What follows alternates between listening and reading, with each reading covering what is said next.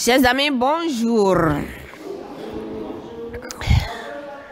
Bonjour. Aujourd'hui, je vais vous parler d'un jardin, le jardin du pressoir. Est-ce que ça vous parle? Et donc, je vais vous parler aujourd'hui du jardin de Gethsémani, le jardin du pressoir d'huile ou du pressoir d'olive. En effet, ce jardin, comme vous l'avez dit, est situé sur une pente du mont des Oliviers, juste en face de Jérusalem. Et on nous dit de l'autre côté de la vallée de Kidron. Il paraît qu'aujourd'hui, on trouve encore un jardin d'oliviers ancien. Je ne sais pas si ce jardin ou ces oliviers anciens remontent jusqu'au temps de Jésus, en tout cas l'an 33, mais peu importe. Ce jardin existe encore aujourd'hui. Et si vous vous rappelez, au début en tout cas l'introduction que j'ai faite par rapport au jardin et désert dans la Bible, je vous avais dit que dans le jardin, c'est un lieu de rencontre, de contemplation, de belles et de mauvaises rencontres, etc., etc. Oui, le jardin de Gethsémani est également, entre autres, un lieu de méditation, un lieu de rencontre, belles, bonnes et de mauvaises également.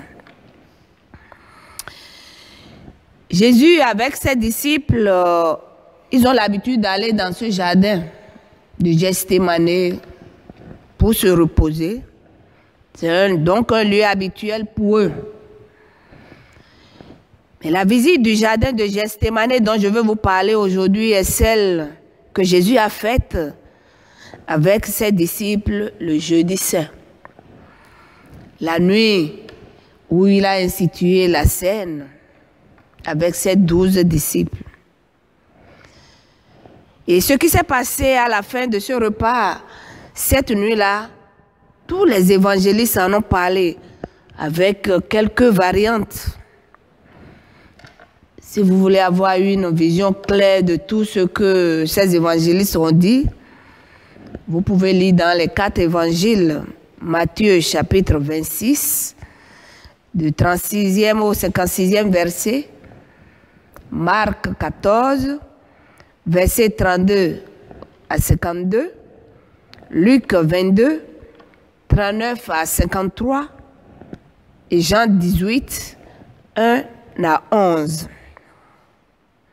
Donc Jésus s'était rendu dans ce jardin de Gethsémani cette nuit-là, non plus avec les 12 disciples comme d'habitude, mais avec 11. Puisque Judas Iscariote, qui devait le livrer, était déjà sorti pour le trahir. Oui, Judas Iscariote est allé chercher les chefs religieux pour les conduire jusqu'au jardin de Gethsémani, pour que les chefs religieux arrêtent Jésus et le condamnent à mort. Jésus savait ça. Oui, cette trahison, il le savait. Sa mort prochaine, il le savait. Et il avait même annoncé à maintes reprises à ses disciples. Oui, parce qu'il est Dieu. Il sait tout d'avance. Mais avant que Judas Iscariote ne vienne dans le jardin, les évangiles nous disent que Jésus était allé avec les 11. Et parmi les 11, il choisit 3 disciples. Pierre, Jean et Jacques, fils de Zébédée, pour qu'ils veillent et prient avec lui en ce moment précis. J'ai choisi de vous lire le récit de Matthieu, ou quelques versets, je ne vais pas tout lire, donc Matthieu 26, verset 30 et du 37 au verset 46 qui disent ceci. Après avoir chanté les cantiques, ils se rendirent à la montagne des Oliviers.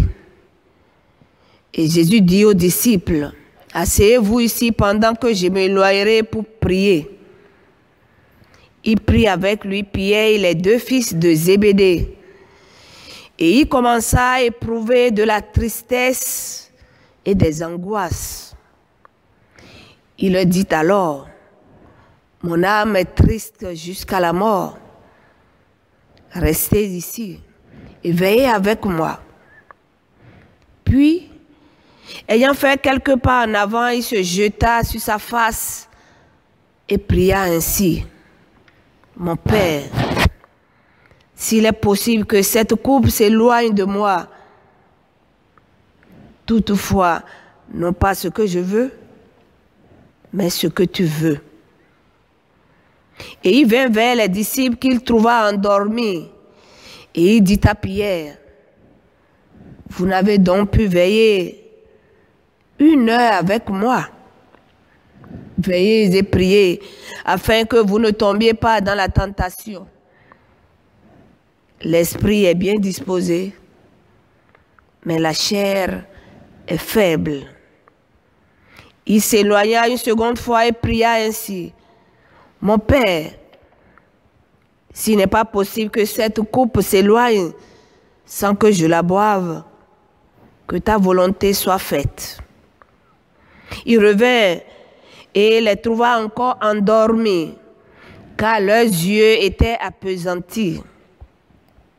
Il les quitta et s'éloignant, il pria pour la 3e fois, répétant les mêmes paroles. Puis il alla vers ses disciples et leur dit, « Vous dormez maintenant et vous vous reposez. Voici l'heure est proche. Et le Fils de l'homme est livré aux mains des pécheurs. Levez-vous, allons. Voici celui qui me livre s'approche. »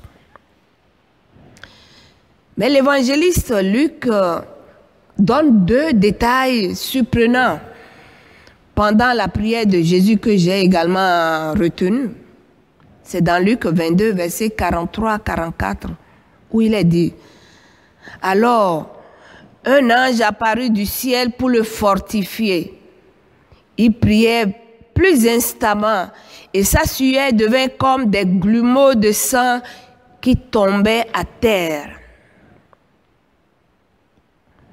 Ce détail de Luc, bien-aimé, me donne une autre lecture du nom de Gethsémani, comme je vous l'ai déjà dit, qui signifie littéralement jardin du pressoir ou jardin d'huile d'olive. Oui, la pression du combat que Jésus a mené dans ce jardin cette nuit-là, la lutte contre l'ennemi qui ne veut pas que Jésus accomplisse la volonté de Dieu. Oui, cette pression était tellement intense que sa sueur ressemblait aux gouttes de sang. Je pense que c'est cette tension, cette pression, cette lutte entre se soumettre ou ne pas se soumettre à la volonté de Dieu qui amène la sueur qui ressemble aux grumeaux de sang qui coulent à terre. Et en ce sens, pour moi, Gethsémani serait le lieu du combat ou un pressoir dans les pensées. Gethsémani serait un lieu où la chair de Jésus ne voulait pas aller mourir sur la croix, alors que son esprit était bien disposé à le faire. Gethsémani, c'est aussi un lieu de pressoir pour les pensées. Venons à présent au message que nous pouvons retenir de cette scène dans le jardin de Gethsémani, après avoir écouté la version de Matthieu et la variante de Luc. On peut retenir en tout cas qu'à Gethsémani, Jésus a connu l'agonie. Il a connu la dépression, la peur, la souffrance. Jésus a connu à Gethsémani le défi, le dilemme, l'épreuve. Alors, quand il nous arrive de traverser l'une ou l'autre de ces situations, eh bien, si nous le voulons, nous pouvons choisir de faire comme Jésus. Alors, qu'est-ce que Jésus a fait que j'ai retenu? 6 choses. La première, on nous dit qu'il chante les cantiques, les psaumes et il prie. Oui, les armes du chrétien, la prière, les chants, des psaumes et autres constituent également des armes que nous pouvons également utiliser pendant ces moments. Le chant et la prière. La deuxième chose, c'est le choix d'un lieu tranquille. Un lieu qu'il visite souvent, un lieu qu'il connaît, un lieu en tout cas qui lui permet de méditer, de prier. Un lieu de retraite. C'est également possible qu'on se retire. On n'a pas besoin forcément d'aller à Jérusalem, dans ce jardin ancien là pour le faire. Les lieux de retraite se trouvent autour de nous, dans nos chambres, dans nos temples. Le choix d'un lieu de retraite, un jardin ou pas, pour méditer. Et la troisième chose que je retrouve également, c'est le choix d'un tout petit groupe également pour l'accompagner dans son combat. Ne dit-on pas que 2 valent mieux qu'un dans toutes les circonstances?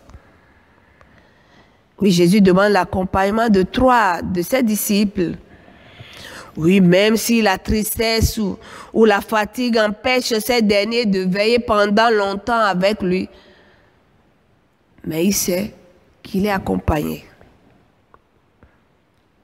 La quatrième chose, oui, Jésus exhorte tout le monde, vous et moi également, à veiller. Veiller pour ne pas tomber dans la tentation.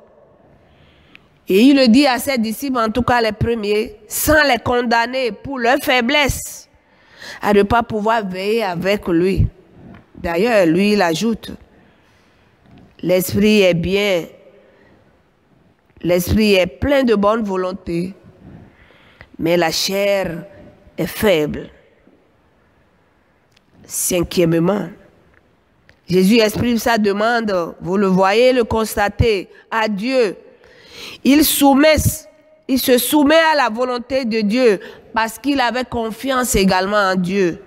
Mon Père, s'il est possible que cette coupe s'éloigne de moi, toutefois, non pas ce que je veux, mais ce que tu veux. La volonté de Dieu qui connaît ce qui est mieux et avantageux pour nous en toutes choses. Et sixièmement, enfin, certes, Jésus a prié, certes, il a été accompagné avec des amis, certes, il s'est retiré dans un lieu, mais l'épreuve n'est pas écartée, puisque Jésus ira jusqu'au bout de la croix. Mais dans l'évangile de Luc, Jésus n'était pas seul dans son combat intense. Dieu était présent, présent avec lui, dans cet ange qui est envoyé pour le fortifier. Oui, bien-aimés, il peut nous arriver que les amis, ceux sur qui nous comptons le plus, nous abandonnent dans des moments difficiles. Mais lui, Dieu, notre Père, ne nous abandonne pas. Oui, Dieu n'abandonne pas ses enfants. Alors pour finir, quand nous vient l'épreuve, nous pouvons, je pense, nous inspirer des attitudes de Jésus dans ce jardin de Gethsémani. S'il arrive que nous nous retrouvons dans notre jardin de Gethsémani, des temps de lutte, des temps de combat pour la gloire de Dieu et pour notre témoignage dans le monde, eh bien, n'oublions pas de prendre cette armure, celle de nous soumettre à la volonté de Dieu dans la prière et dans la mise en pratique de sa volonté, même si parfois cela coûte, et ce, malgré nos inquiétudes. Ma prière est que la paix du Christ garde alors nos cœurs et nos pensées, surtout pendant les moments où nous luttons seuls, les moments où nous luttons même avec l'appui de nos amis, dans chacun de nos jardins de Gethsémane, les jardins de pressoir dans nos pensées. Amen.